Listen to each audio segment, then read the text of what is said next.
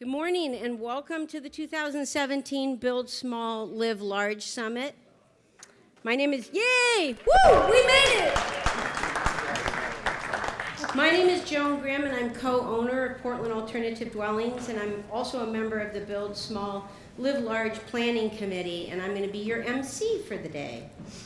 It's really a privilege to be here and take part in this first ever national gathering on accessory dwelling units, or as we like to call them, ADUs. But as many of you know, ADUs is a term that's kind of new. We used to call them backyard cottages, you know, and laneway houses, and they had cute little names, and in fact, back then they were even kind of cute. In the early 80s, I lived in a tiny house. It was 200 square feet. It was an actual ground-bound house that was on 57th and going. Some people know this house. That house was so small that I had to go outside to change my mind.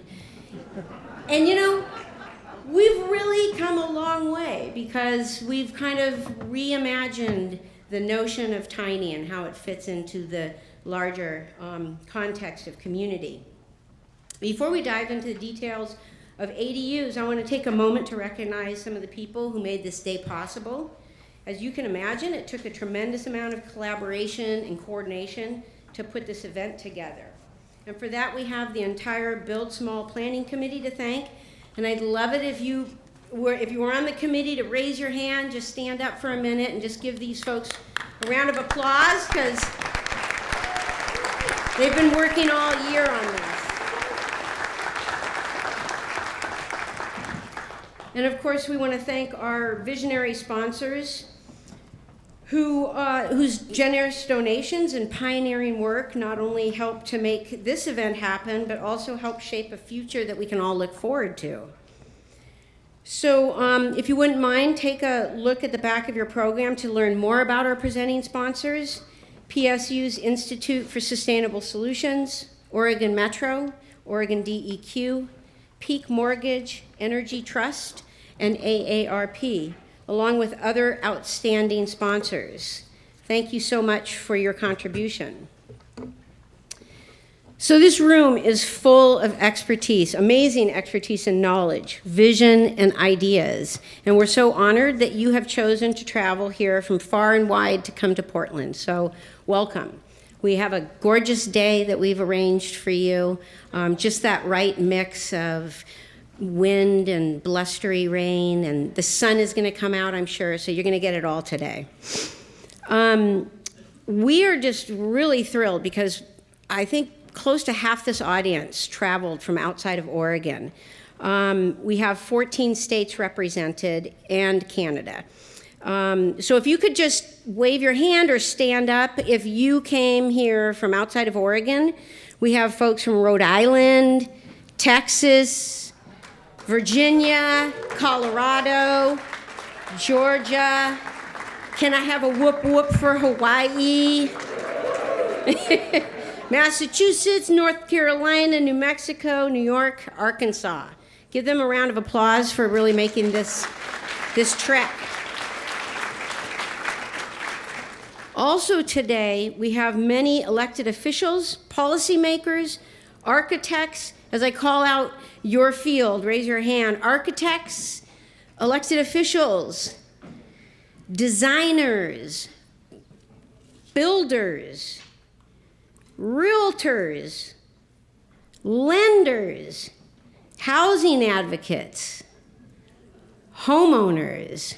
Of course, a lot of us can say that, but not all of us can say that. So we're hoping that we can change that. Start working on that today. So our goal in putting this event together and calling you all together is not only to inform and inspire you, but really most importantly is to connect you. So I want to get started on doing that right now. I taught middle school for 10 years, so I'm going to pull a couple middle school tricks on you. Right now, I'd like you to just turn to the person who you don't know and introduce yourself. We're just going to break the ice right now.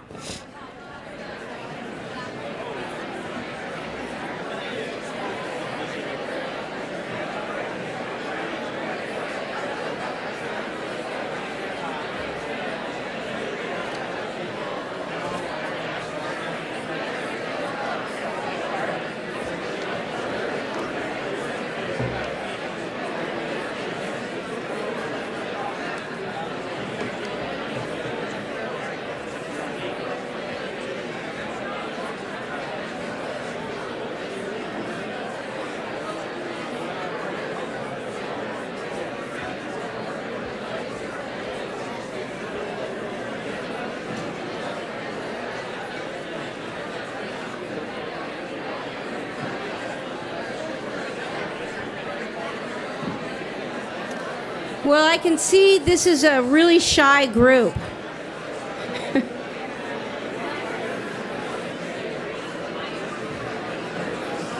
There, we broke the ice. No more ice in the room. I feel so much warmer.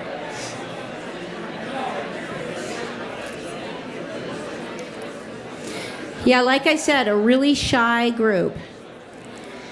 So we have lots of, all right, now everybody be quiet. No. Class. No. We have lots of scheduled opportunities for you to network, because again, that's when things happen, is when you all talk to each other. And recognize that, the resources that you have are not necessarily all on stage. They're sitting right next to you. So please take advantage of those opportunities to network. We have a really packed day, but we wanted to provide as much opportunity for you to learn and explore, but also have time to have fun, because that's another goal here. So those networking opportunities include a longer lunch, so you can take your box lunches, which will be in the back room there. At noon, we'll open those doors. You'll turn around and walk through that door and walk out that door, and that will make lunch go really fast. And you can take your box lunches anywhere on campus, out there with the tiny houses, or down there on the second floor where the design showcase will be going on.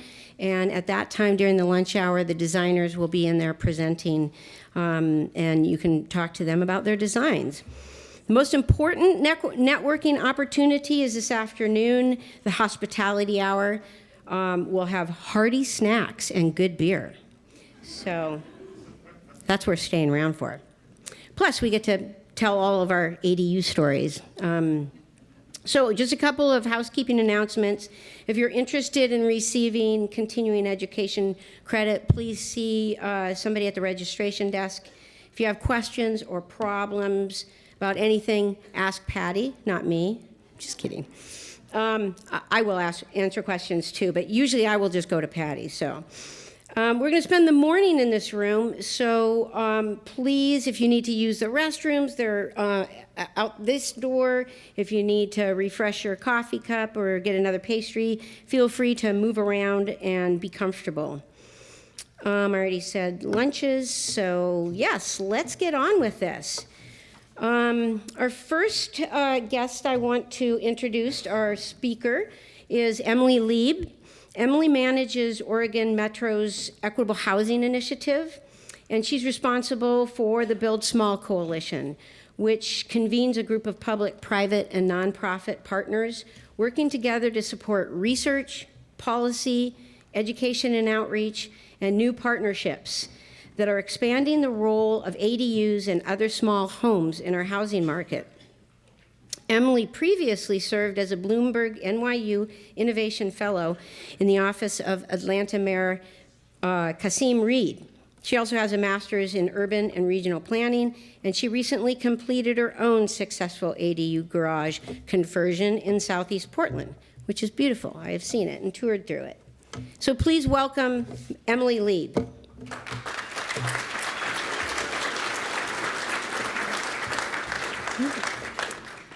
Thank you, Patty, and thanks to everyone for being here. I'm really excited about today. This is my second summit, and I'll be back up here in a minute with a panel to share our region's ADU story with you. But I wanted to start by introducing Metro Councilor Bob Stacey, who represents District 6, which includes portions of Northeast, Southeast, and Southwest Portland. Metro is the elected regional government for our region. It's a unique government, the only elected regional government in the country. As a land use attorney, Councilor Stacey has a decades-long successful career serving as a champion for Oregon's unique land use laws, which protect our farm and forest land, and you'll hear more about that throughout the day. As a councilor, Councilor Stacey has been steering the agency to evolve our land use efforts toward addressing access to housing in general, and in particular, access to affordable housing. Part of this work is Metro's Build Small Coalition, and I'm pleased to introduce Councilor Stacey to you. Please give a big round of applause and welcome Councilor Stacey.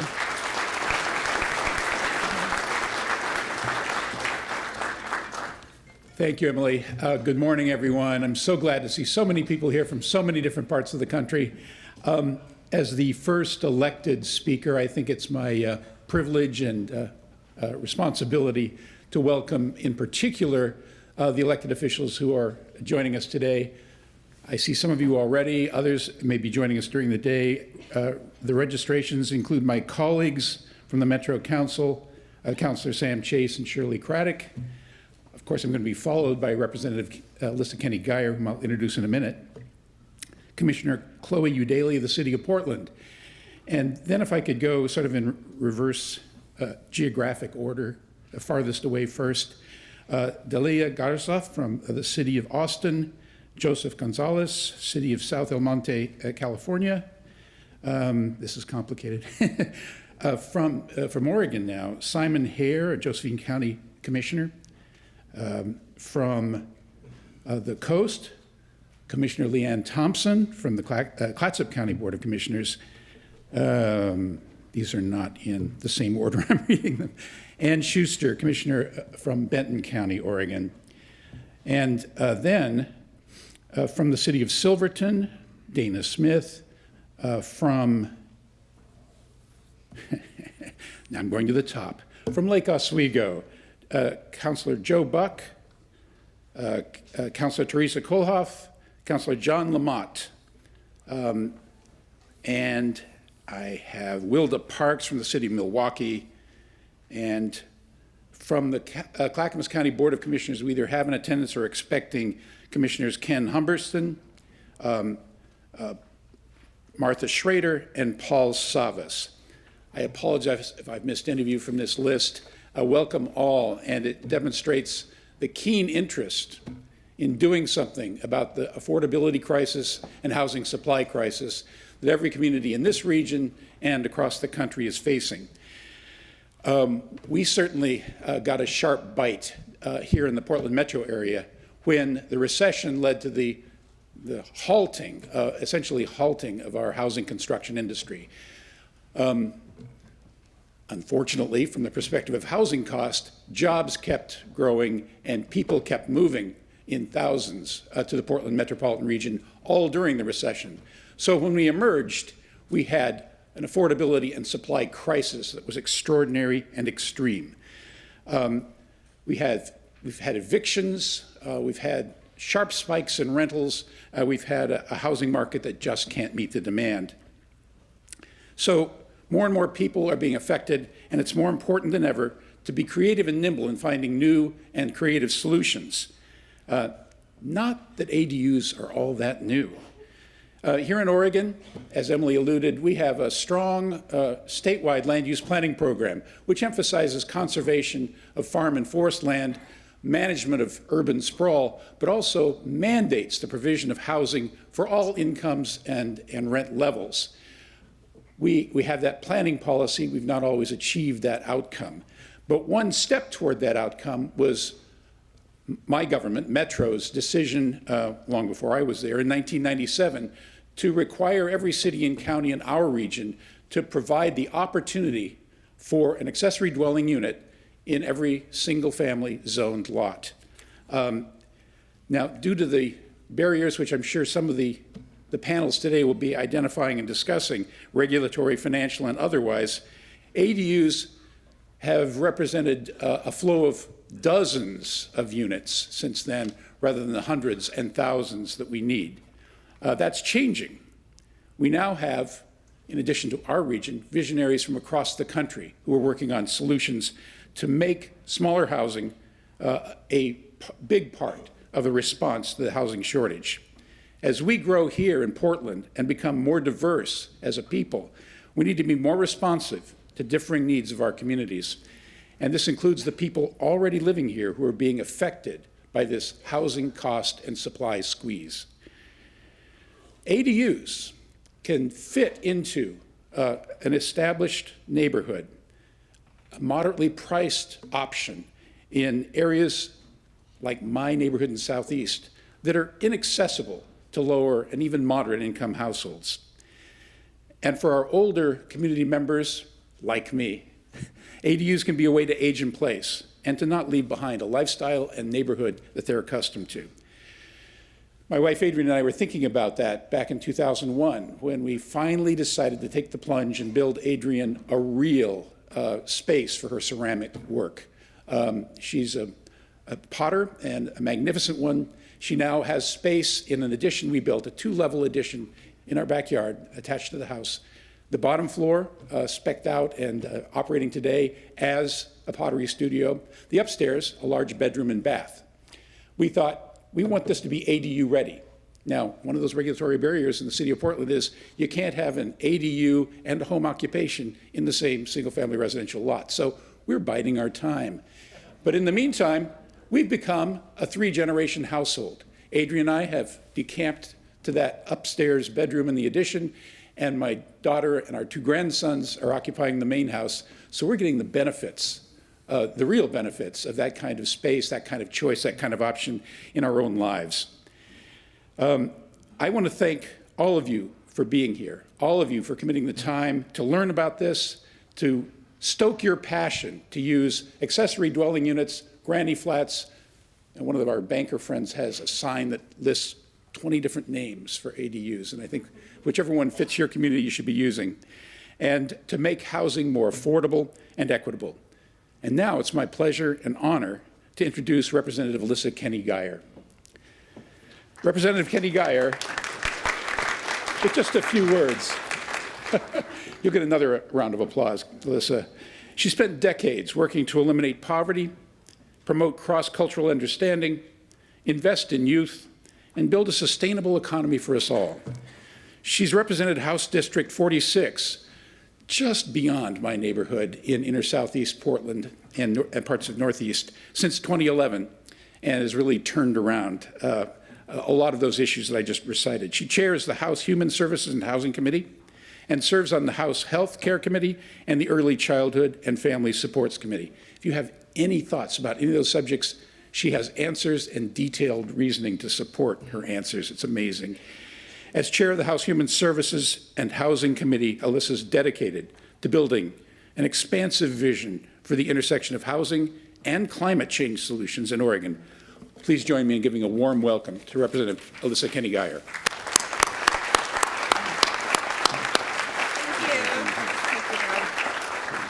Thank you, Bob, and it's great to be here in a group that's really exploring 2 of my huge passions. One is the housing crisis, and the other is trying to reduce and reverse climate change. Bob talked a lot about Metro and the Portland regional area. My focus is more statewide since I'm in the state legislature, and we know that the housing crisis and the climate change opportunities go far beyond the Portland metro region's borders. We are seeing housing crisis along the coast, Hood River, Bend, all the areas that are particularly appealing for in-migration, and Oregon has been one of the top in-migration states in the country, so we're really feeling this crisis. But I also know from talking to colleagues at other states that all of you are facing this crisis. So this is an incredible challenge. I know that many of you know, and that's why you're here, that smaller housing options are an essential strategy to reduce our environmental impact while also providing affordable housing options. One motivation behind the Build Small Coalition and the Summit is the 2010 DEQ study showing that the use of the home contributes about 86% of the total impact over the life cycle of a home due to the energy use, space and water heating, electricity consumption, etc. The report's conclusion found that the most impactful way to reduce our burden on the environment is to build small. It makes sense. Fewer materials are used for smaller housing, therefore waste is reduced. Once built, energy use and the carbon footprint of the building decrease. The limited physical space forces you to be more judicious in what material belongings you have. But the benefits of small housing go beyond that. Increasing density in amenity-rich neighborhoods not only reduces our need to use farm and forest land for more housing, but it also provides more opportunities for families with low and moderate incomes to live in places with public transit, to access school, work, and other amenities. While some are resistant to change, growth, and new development, and we certainly felt that in the legislature this last session, the tides are changing. Councilor Stacey mentioned Metro's efforts to eliminate regulatory barriers to ADUs. Last year, my colleagues and I passed Senate Bill 1051, which enacts similar requirements for cities and counties across the state of Oregon, as well as House Bill 2737, which establishes construction standards for tiny homes. But we can do more to strengthen and enforce these laws, and I'm excited to hear about the recent regulatory reforms at the state level in California. There are also many opportunities for innovation at the local level. You will hear more today about Multnomah County's program called A Place for You. The county has teamed up with Inhabit, a local nonprofit, to build ADUs for houseless families in 4 privately owned yards. The houseless family lives in the ADU rent-free for 5 years, and the homeowner gets to keep the ADU afterwards to utilize how they want. There have been over 1,000 homeowners who have signed up for this program. That is amazing. I know my staff person, Jen Corbridge, and I have talked about trying to sign up for that too. You will also hear about the Portland Housing Bureau's efforts to develop a new program to help homeowners with fixed incomes develop an ADU. At the state level, I just want to quickly mention our biggest effort in 2018, the upcoming session, is going to be to increase the document recording fee from its current $20 to $75. I know that California just passed it for $75. Good for you. Washington has it at $60. And that document recording fee goes, 10% goes to distressed renters and the homeless, 14% goes to homeownership, and 76% goes to supply. And right now, the Oregon Housing and Community Services is doing a roadshow around the state to collect ideas for their next 5-year plan. And so if you're interested in helping me to pass the document recording fee so we have more money for all those categories, in particular 76% to supply, and you want to ensure that some of that supply can go not only to multifamily housing and manufactured homes, which is where it goes now, but also to some of these more innovative ideas, I'd love to talk to you. So please come see me. These are just a few of the things that are happening around our communities as well as across the country.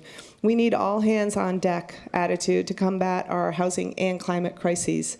Thank you for being a part of this growing movement, and let's continue to find ways that climate smart strategies can intersect with the needs of today's families and neighborhoods. Thank you.